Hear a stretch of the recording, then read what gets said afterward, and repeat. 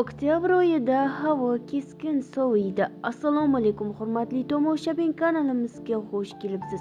Videoroligimiz ostida bir dona like hamda podpisatsiya tugmachasini bosib qo'yishni yodingizdan chiqarmang. Iltimos, videorolikni oxirigacha ko'ring. Joriy yilning oktyabr oyi ob-havoning keskin o'zgarishi bilan boshlanadi. Bu haqda O'zgidromet xabar berdi. Sentyabr oyining oxirida kuzatilgan iliq ob-havodan so'ng 1-2 oktyabr kunlari O'zbekiston hududida ushbu mavsumdagi birinchi kuzgi sovuq kirib kelishi kuzatiladi.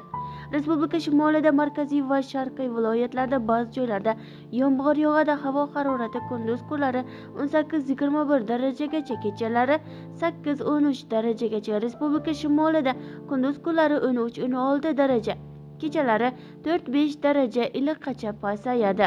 2 oktyabr kuni faqat Farg'ona vodiysi viloyatlarida yomg'ir yog'ishi saqlanib turadi. 4-10 oktyabrda butun respublika bo'yicha asosan yog'ingarchiliksiz ob-havo bo'lishi kuzatilmoqda. Havo harorati 5-7 darajaga ko'tariladi. Kunduz kunlari havo 23-26 darajagacha isiydi. Oktyabr oyining 2 va 3 ayrim kunlarda 2-3 kun ba'zi joylarda yomg'ir yog'adi. Harorat kechalari 10-15 daraja, 5-10 darajagacha.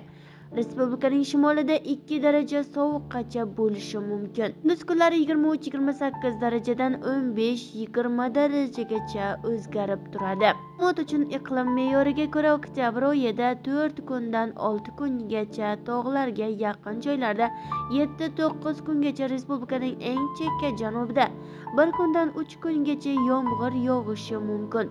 Kamdan kam hollarda esa juda qattiq sovuq kuzatilganda 8-10 yilda bir marta yomg'ir qisqa muddatga qorga aylanadi. Ayrim yillarda bir oyda yog'ingarchilik kuzatilgan kunlar soni 2-3 kundan oshmaydi va qator hududlarda juda kam hollarda yog'ingarchiliksiz kuzatilmaydigan oktyabr oylari ham qayd etiladi. 2001-yildan 2024-yillar davomi uchun 2020-yilning oktyabr oyi eng quruq bo'lib, oy davomida hududning katta qismida quruq ob-havo saqlanib turgan. Biz bilan qoling va kanalimizda yangiliklarni kuzatib boring.